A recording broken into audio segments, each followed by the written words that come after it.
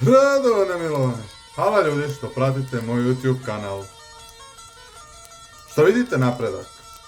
A vi koji ne pratite, slobodno zapratite, presistite zvonce, pogledajte stare snimke i proslijedite drugima da gledaju. Nastavljamo sa Banjskom poveljom.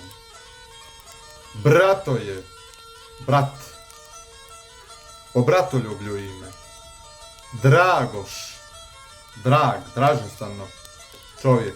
Dragomir, također po dragosti. Ali dragost i mir. Radota, radovati se. Radoslav, radovati se slavi. Bunislav, buniti se slavi. Stanoje, stan, zaustavljati. Prinudno zaustavljati, odnosno zadnje dijete u porodici. Hlap, halapiti, jesti. Budislav, biti budan, ka slavi. Dađe, davati, dati, nešto podariti. Kalan, kalana, u ovom slučaju kalana. To je ime koje ima u sebi korijen kal, taman, mračan, čovjek rođen za vrijeme noći, velike pomračine, odnosno mraka.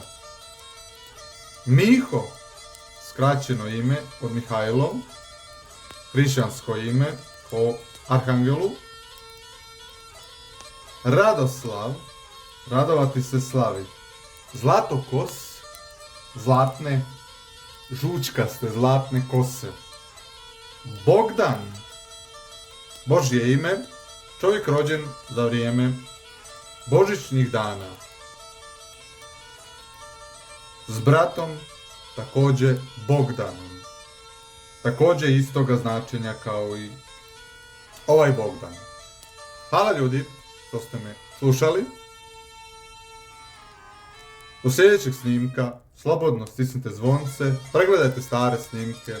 Vi koji niste, zapratite, te proslijedite drugima da i drugi vide. Ugodan dan, zdravo!